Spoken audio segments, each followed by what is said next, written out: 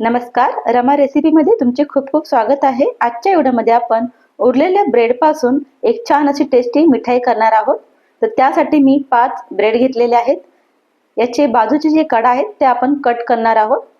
तर ह्या ज्या कडा आहेत त्या कट न करता सुद्धा तुम्ही हे स्वीट बनवू शकता, पण ह्या ज्या कडा आहेत त्याच्यापासून आपण आणखीन एक दुसरी रेसिपी मी करणार आहे।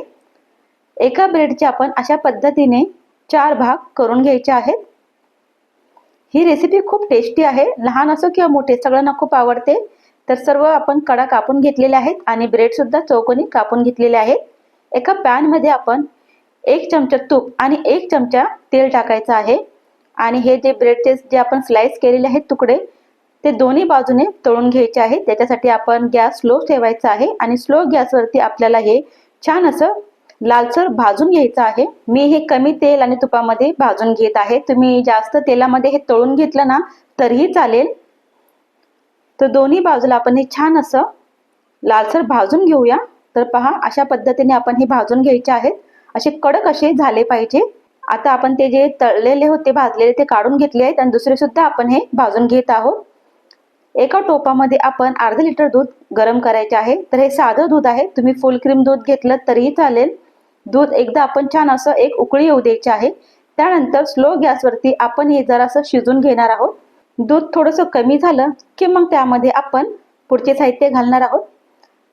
तर इथे पहा, मी चवीनुसार यामध्ये साखर टाकत आहे आणि केशर टाकत आहे 7 ते 8 काड्या। एकदा आपण हे हलवून घेऊया आणि स्लो गॅसवरती आपण हे आणखीन 5 ते 6 मिनिटं शिजू देणार आहोत। तर इथे 5 ते 6 मिनिटं झालेली आहेत। आपण यामध्ये इलायची पावडर टाकली आहे। एकदा मिक्स करून घेऊया आणि थोडा वेळ आपण हे शिजू देऊया। तर हे दूध तयार झालेलं आहे। आता याला आपल्याला गार होऊ द्यायचं आहे। गॅस बंद करूया। तर इथे पहा, दूध गार झालेलं आहे। तुम्ही यामध्ये कस्टर्ड पावडर सुद्धा थोडी मिक्स करून टाकू शकता, पण मी कस्टर्ड पावडर न करता हे वापरते।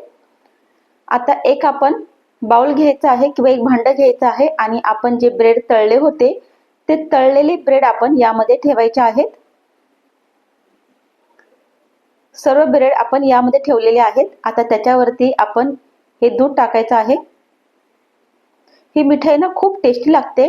आता हे सर्व आपण केल्याच्या नंतर याच्यावरती आपल्याला ड्रायफ्रूट्स टाकायचे आहेत आणि फ्रीज मध्ये आपण हे 1 ते 1.5 तास थंड व्हायला ठेवायचं आहे। त्यानंतर खायचं आहे। नक्की ट्राय करा, खूप टेस्टी लागतं। आता दुसरी एक रेसिपी पाहूया। तर इथे मी अर्धा लिटर दूध गरम करायला ठेवलं आहे आणि दूध छान असं उकळल्याच्या नंतर आपण त्यामध्ये चवीनुसार साखर टाकायची आहे आणि इलायची पावडर सुद्धा मी यामध्ये टाकलेली आहे। तर इथे आपले हे जे ब्रेडचे कडा आहेत ते आपण एका मिक्सरच्या भांड्यामध्ये टाकायचे आहे आणि बारीक करून घ्यायचं आहे। यामध्ये पाणी अजिबात टाकायचं नाही। तर अशा पद्धतीने हे पिठी होतं पहा, बारीक झालेलं आहे।